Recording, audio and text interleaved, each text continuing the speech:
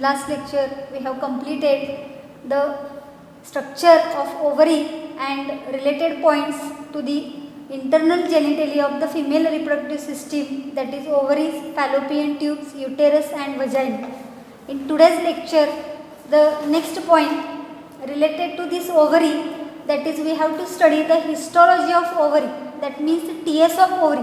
When we take transverse section of ovary, what points we have observing, those points we have to study in this histology. So here the developmental stages, different developmental stages are observing during observation of this TS of ovary or the histology of ovary. So here these changes in the ovary are cyclic and occurring during each menstrual cycle. Means when we take a section of ovary, we see different developmental changes in that ovary, and these developmental changes are occurring in the ovary due to the menstrual cycle, and the different developmental changes here, that is the maturation of primordial follicle into secondary, tertiary and Graafian follicle. So when we take the section of this TS of ovary, we observe some primordial follicle, some secondary follicle and some tertiary follicle which are becoming mature Graafian follicle, and hence the different developmental changes we are observing in this section. When each primary follicle has multi-layered cuboidal follicular cells. Out of that, each primary follicle or primordial follicle, it is multi-layered and cuboidal follicular cell structure. The stroma of the cells add around the primordial follicle a layer which is called as a theca. Means the stroma cells which are present in the ovary, these stroma cells are forming a theca layer or theca cover around this primary follicle, and then these primary follicles are converted into secondary follicles. Then the growth of this oocyte is growing on, and there is increase in number of the granulosa cells around the primordial follicle or around the secondary follicle. So there are different developmental changes as we observe in this TS of ovary section in the diagrammatic representation. This is the ovary, TS of ovary shown diagrammatically. So these are the primordial follicles. As you see here, this is known as primordial follicle, this is blood vessel, and these primordial follicles are, some primordial follicles are converted into primary follicle. Then this primary follicle is converted into secondary follicle when the stroma cells means this middle portion of this ovary is having stroma. These stroma cells are secreting some theca layer around this follicle, and primary follicle is getting converted into secondary follicle. Again, after some days, this secondary follicle is converted into tertiary follicle, and tertiary follicle is converted into mature follicle, and this is the Graafian follicle. So when we take section of this ovary, we are observing some primordial follicle, then primary follicle, secondary follicle, tertiary follicle and mature Graafian follicle. And when the Graafian follicle ruptures, it releases ovary, and that process is called as ovulation. Here this is ruptured Graafian follicle, ovum is coming outside the ovary, ovulated ovum. So this is the empty Graafian follicle, and that empty Graafian follicle is here converted into a yellow structure, and that yellow structure here is called as a corpus luteum. This corpus luteum is secreting progesterone hormone, which is responsible for maintenance of pregnancy. If the ovum, when coming outside the ovary and when it is going to be fertilized by the sperm, the zygote is formed and the embryo is formed. For the development of that embryo, that is for the development of this pregnancy period, progesterone hormone is playing very important role, and that progesterone is secreted by this corpus luteum. And when there is no pregnancy, means suppose ovum is released from the ovary, but there is no fertilization, no sperm entry takes place in the female genital tract, no fertilization, no development of zygote, no embryo, no pregnancy. At that time, what happens, you see here, this corpus luteum is converted into a white scar-like structure. You can observe here a white scar-like structure, and this is called as a corpus albicans. It is not secreting any hormone, it is just only a scar.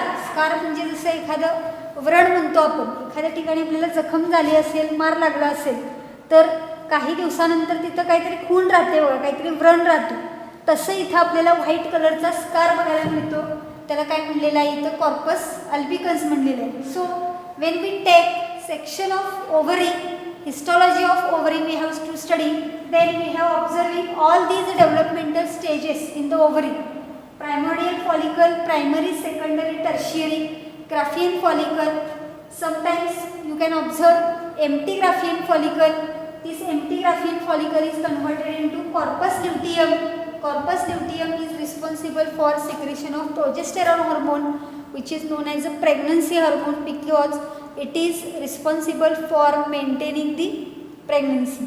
So progesterone is the pregnancy hormone which is secreted by this corpus luteum, and if there is no fertilization, no pregnancy, this corpus luteum is converted into corpus albicans. So all these structures are present in the ovary that we have to observe in the histology. So once again, coming to the point, the secondary follicles, they are forming the hormone estrogen, and the secondary follicle grows into Graafian follicle by addition of more follicular cells. Day by day, in every menstrual cycle, there is development of primary into secondary, secondary into tertiary, and tertiary into Graafian. These all changes are taking place per month during the menstrual cycle. So in the Graafian follicle, when it becomes mature, it releases ovum or egg during ovulation. Ovulation process is carried out, and ovum or egg is released from the Graafian follicle, and this empty Graafian follicle changes into a temporary endocrine gland that is called as corpus luteum, which secretes progesterone. Means when this empty Graafian follicle converts into corpus luteum, it is a temporary endocrine gland. Corpus luteum is not present throughout the life or throughout the pregnancy. It is just for starting of the pregnancy it is present, and hence it is called as a temporary endocrine gland secreting progesterone. And when fertilization is not occurring, the corpus luteum is converted into a white scar called as a corpus albicans. So we have to remember here the different developmental changes which are taking place in the ovary during the menstrual cycle that we have completed. Now next point here is the structure of Graafian follicle. Separately, Graafian follicle structure, what different parts are shown in this Graafian follicle that we have to study. This Graafian follicle is a mature ovarian follicle. It is called as a mature ovarian follicle. It shows an eccentric secondary oocyte. Inside the Graafian follicle, we can observe a eccentric and eccentric secondary oocyte. Secondary oocyte means the unfertilized ovum or unfertilized egg, that is called as a female gamete. It is not present in the center. It is present just away from the center, and therefore it is called as a eccentric secondary oocyte. Eccentric means away from the center, and it is surrounded by non-cellular layer that is called as a zona pellucida, which is secreted by vitelline membrane of the secondary oocyte. So we have to see in the diagram what is that structure. Now the outermost protective covering, fibrous covering, it is called as a theca externa, and inner cellular membrane it is called as a theca interna. These two layers are present around the Graafian follicle, and inner to theca interna, the follicular cells form the membrana granulosa. So inner to theca interna another layer is formed that is called as a membrana granulosa, and from this membrana granulosa the cells differentiate into discus proligerus and the corona radiata cells. Means the membrana granulosa cells are getting divided into again two types of cells. That means they are showing differentiation between those two cells. First layer it is called as a discus proligerus and second layer is called as a corona radiata cells, and the oocyte and the surrounding granulosa cells are also called as cumulus ophorus. So here cumulus ophorus is the term which is used for this secondary oocyte which is surrounded by granulosa cells. The secondary oocyte surrounding this membrane granulosa, that structure is also called as cumulus ophorus, that we have to remember. Then in the Graafian follicle there is a fluid filled cavity which is called as an antrum, and that fluid is called as the antral fluid, which is present in between the oocyte and the membrana granulosa, and it is filled with a fluid, that is antral fluid. It is also called as a Necker follicle.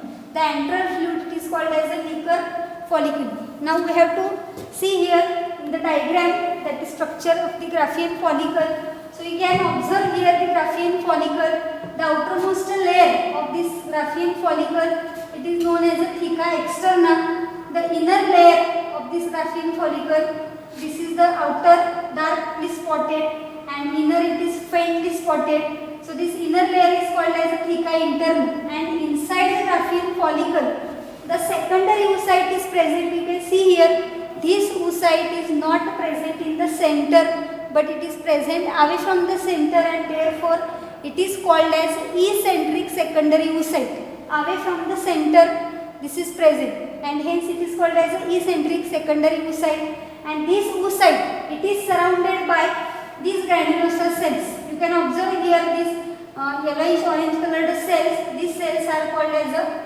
granulosa cells, membrana granulosa, and these are secreting here the non-cellular layer around the secondary oocyte, and that layer is called as a zona pellucida. It is not shown here, and above the zona pellucida another layer is present, that is called as a corona radiata. So two layers are present surrounding this secondary oocyte. Inner layer it is called as a zona pellucida, which is a non-cellular, and outer layer it is called as a corona radiata. So this is the structure of the Graafian follicle, which is formed during the developmental stages of the ovarian follicles, mature ovarian follicle. So related to that, there is one question which is asked in 2016. Identify the correct statement on inhibin. Inhibin hormoneच्या related correct statement कोणता आहे ते ओळखायचं आहे. It is produced by granulose cells in ovary and inhibits the secretion of FSH. It is produced by granulose cells in ovary and inhibits the secretion of LH.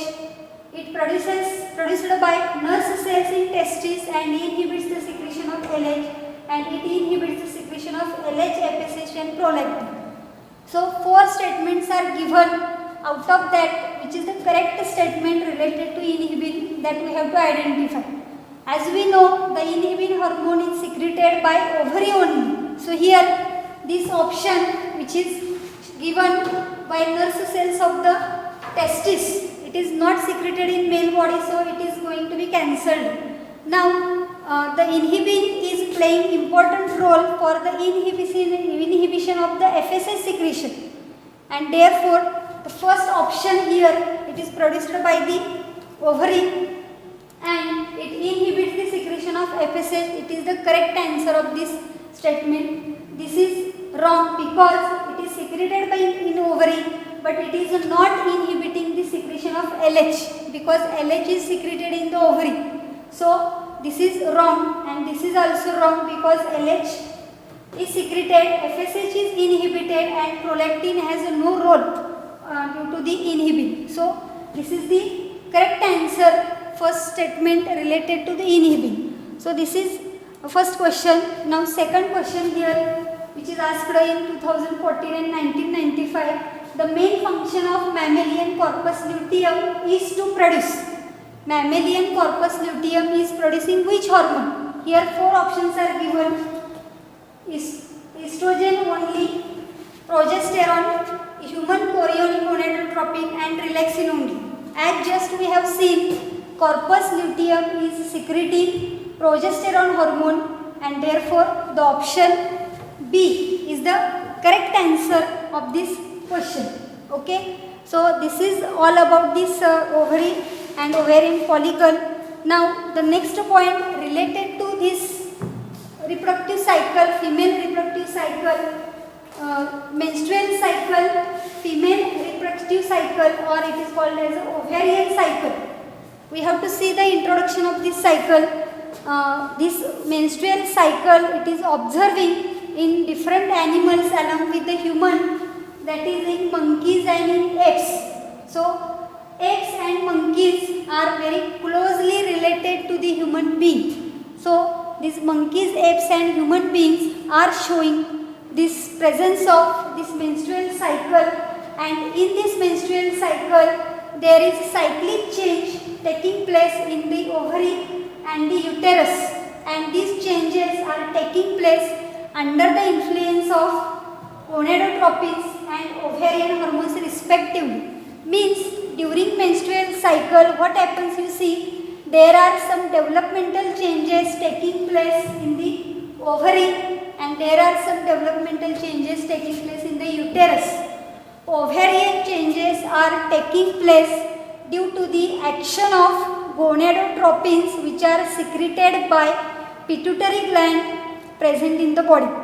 Pituitary gland secreting gonadotropins, they are acting on the ovary, and ovarian changes are taking place. And in ovary some hormones are secreted, and those hormones are responsible for changes in the uterus. Means uterine changes are occurring due to the ovarian hormones, and ovarian changes are taking place due to the uterine hormones. So here the 3 parts are related to this menstrual cycle, that is pituitary gland, ovary and uterus. Pituitary gland hormones are acted on ovary, then ovary are secreting some hormones, changes in ovary takes place, and due to the action of ovarian hormones, changes in uterus takes place. So all these different events, cyclic events, we are going to study in this point. So these changes takes place under these hormones. Now the hormones which are affecting this menstrual cycle are FSH, LH, estrogen and progesterone.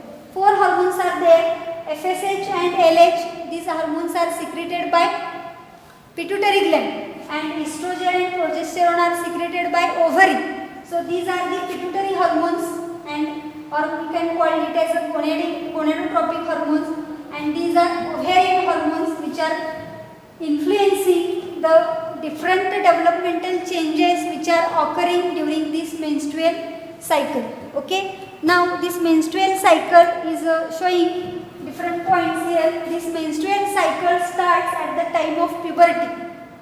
At the time of puberty, different developmental changes, that is secondary sexual character development, takes place in the female body. Along with that, starting of menstrual cycle is also taking place with this puberty, and it is repeated every month, and it is about showing 28 days cycle. Means this menstrual cycle is showing 28 days, and these are again repeated after every 28 days. The cyclic changes are repeatedly taking place after every 28 days, and therefore these are different cyclic events which are present in this menstrual cycle that we have to study. So here, starting of this cycle, it is called as a menarche, and stopping of this cycle is called as a menopause. There are 2 events when the menstrual cycle is getting to be started. It is called as a menarche. The starting of this cycle takes place at the age 12 13, 14. So these are the 12 to 14 years of age. The females are showing the starting of this menstrual cycle, that is called as a menarche, and after the completion of age 45, above 45 up to 55, the menstrual cycle is going to be stopped. So stopping of menstrual cycle, it is called as a menopause. So these are the two classic basic events which are occurring related to this menstrual cycle. Now these cyclic events during this menstrual cycle, that are divided into different 4 phases. Which are those phases that we have to study? These are the 4 phases. First is the menstrual phase, which is present in between 1st to 4th day of the menstrual cycle. Second, follicular or proliferative phase, which is present in between 5th to 13th day of the menstrual cycle. Here, follicular phase is taking place in the ovary, and proliferative phase which is taking place in the uterus. So during this menstrual cycle or during this menstrual phases, simultaneous changes are taking place in the ovary as well as in the uterus. So here follicular phase is present in ovary and proliferative phase is present in the uterus, and it is taking place between 5th to 13th day. Then third is the ovulatory phase. It is present in the ovary, which is only one day, that is the 14th day of the cycle. And the last phase here is the secretory or the luteal phase, which is occurring in between 15th to 28th day. Out of this, the secretory phase, it is occurring in the ovary, and luteal phase, secretory phase, it is acting in the uterus, and luteal phase, it is acting in the ovary. So these are the different developmental changes or different developmental phases occurring in the menstrual cycle, and the menstrual cycle is start from 1st day to 28th day. After 28th day, 1st day is going to be repeated, again 1st to 28 days completed. So in this way, this menstrual cycle is showing these 4 phases. The details of these phases that we are going to study in the next lecture. So we have to stop here. You know about the phases and the days responsible for that menstrual cycle. Okay, thank you.